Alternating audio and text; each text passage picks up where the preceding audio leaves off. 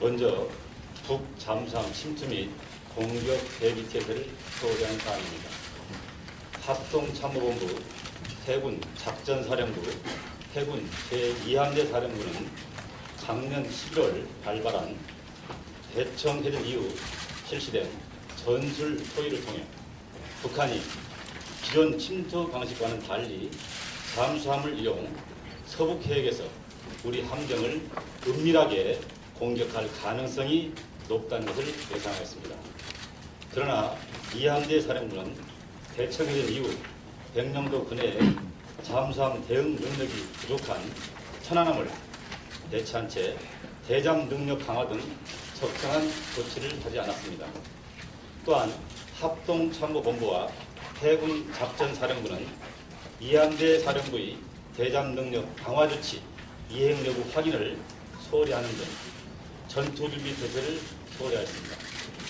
특히 제2함대 사령부 등은 사건 발생 수일 전부터 잠수정 관련 정보를 전달받고도 적정한 대응 조치를 하지 않은 것으로 확인되었습니다.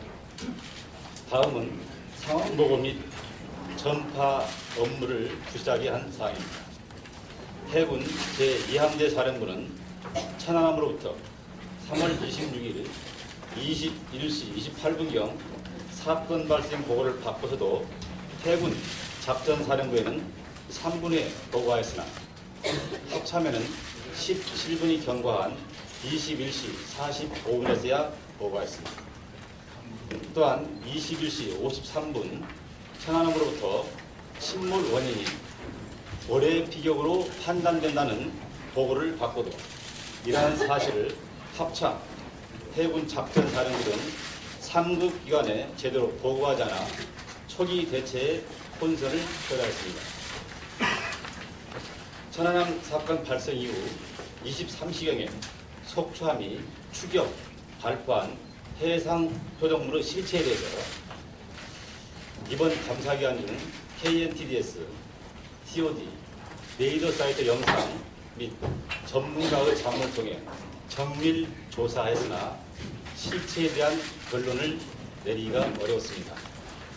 그러나 당초 보고 과정에서 속초함은 북신형 반잠수함으로 판단된다고 보고하였으나 이함대 사령부는 속초함의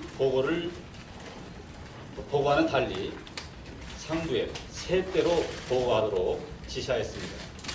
이는 최초 상황 보고를 중간 부대에서 추정하거나 가감 등을 하지 못하도록 금지한 보고 지침을 위배한 것입니다.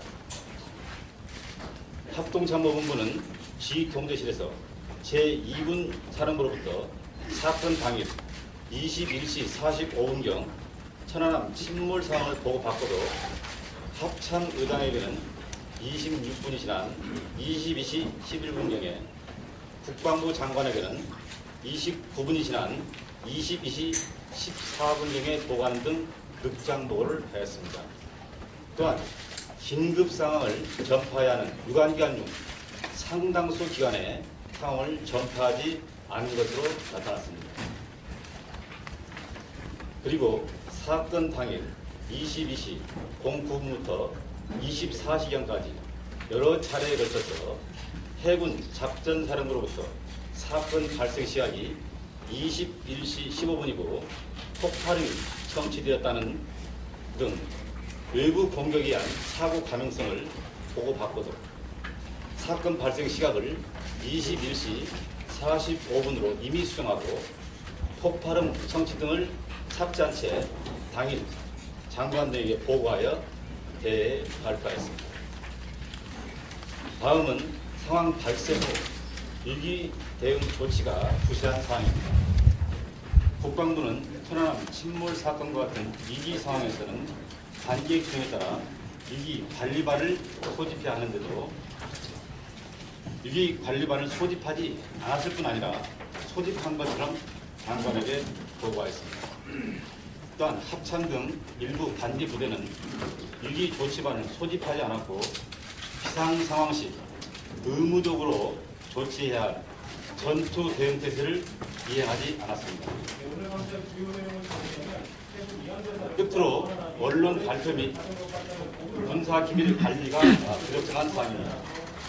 국방부 합동참모본부는 언론 발표 등과 관련해서 3월 30일 사건 발생 시각 등에 대한 국민의 의혹이 확대되는 상황에서 TOD 동영상을 공개하면서 동영상이 21시 23분 58초부터 녹화되어 있는 사실을 알면서도 21시 33분 28초 이후에 영상만 편집하여 공개함으로써 국민의 불신을 초래하였습니다.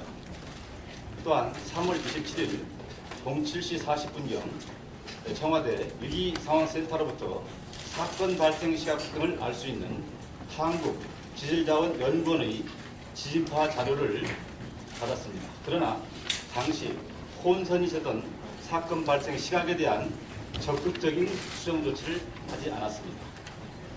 그리고 합참의 합동 지휘통제체계 자료는 군사 기밀인데도 이에 대한 보안 조치를 소홀히하여 외부에 유출됨으로써 사건 발생 시각 관련 혼란을 야기하기도 했습니다. 또한 보도자료 배포 시 보안성 검토를 실시하지 않거나 소홀해서 주요 무기의 배치 현황 등 군사 기밀 자료 다수가 외부에 유출되는 문제점이 있었습니다. 이상입니다.